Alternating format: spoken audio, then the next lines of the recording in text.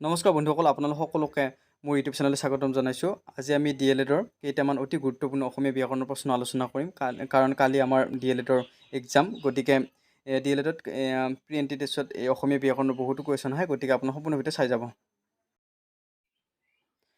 প্ৰথমটো প্ৰশ্ন হ'ল, যি বৰ্ণ কাৰো সহায় নোহোৱাকৈ উচ্চাৰণ কৰা হয় তাক কি বৰ্ণ বোলে?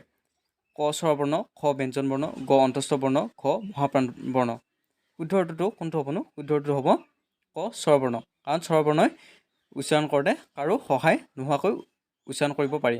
আনহাতে ব্যঞ্জন বৰ্ণ উচ্চাৰণ কৰোঁতে আমি স্বৰবৰ্ণৰ সহায় লওঁ। এতিয়া যদি প্ৰশ্ন আহে ব্যঞ্জন বৰ্ণ কাক বোলে, তেতিয়া আমি লিখিব লাগিব যিবিলাক বৰ্ণ স্বৰবৰ্ণৰ সহায়ত উচ্চাৰিত হয় সেইবিলাকক ব্যঞ্জন বৰ্ণ বোলে।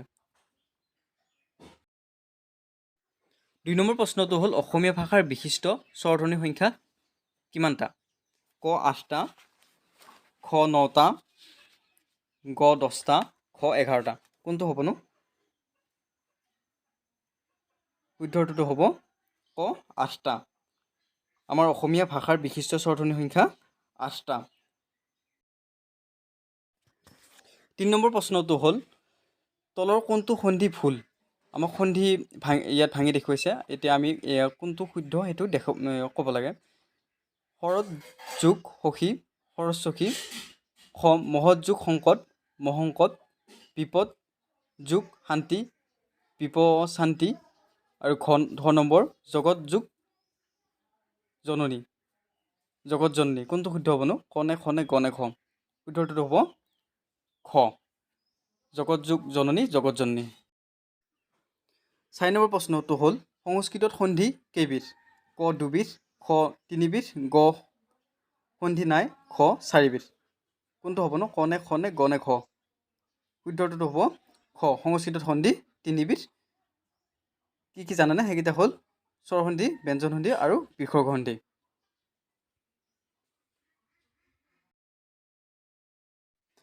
5 নম্বৰ প্ৰশ্নটো হ'ল, ৰজা নোহোৱাকৈ ৰজাৰ ক্ষমতা চলোৱা লোকক কি বুলি কোৱা হয়? এইটো জতুৱা ঠাঁচৰ প্ৰশ্ন। কি হ'বনো? ক উঠি ৰজা, খ ল'ৰা ৰজা, গ নপতা ফুকন, খ তলতীয়া ৰজা। কোনটো হ'বনো?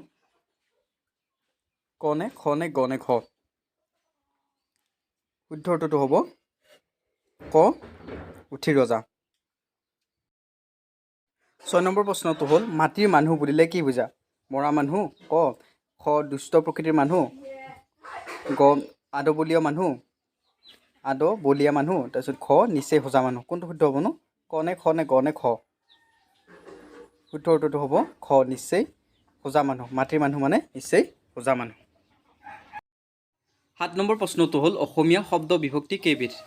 ক 7বিধ, খ 3বিধ, গ 5বিধ, খ 4বিধ। কোনটো শুদ্ধনো? শুদ্ধটো হ'ব ক 7বিধ। শব্দ বিভক্তি এই 7বিধ কি কি আপোনালোকে জানেনে? প্ৰথমা এ আৰু হচি, দ্বিতীয়া অক, তৃতীয়া ৰে দি দ্বাৰা, চতুৰ্থী লৈ, পঞ্চমী পৰা, ষষ্ঠী ৰ আৰু সপ্তমী ত। এইকেইটা মনত ৰাখিব। এতিয়া যিকোনো প্ৰশ্ন আহিব পাৰে শব্দ বিভক্তিৰ পৰা, গতিকে আপোনালোকে এইকেইটা মনত ৰাখিলে শব্দ বিভক্তি যিকোনো কুৱেশ্যন আহিলে পাৰিব।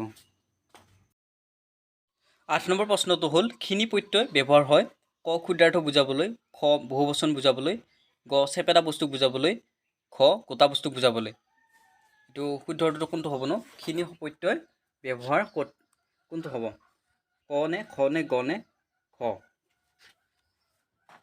কোনটো শুদ্ধ হ'বনো? শুদ্ধটো হ'ব ক ক্ষুদ্ৰাৰ্থ বুজাবলৈ। 9 নম্বৰ প্ৰশ্নটো হ'ল, মানুহে সুখ দুখৰ কথা পাতিব কি ভাষা ব্যৱহাৰ কৰে?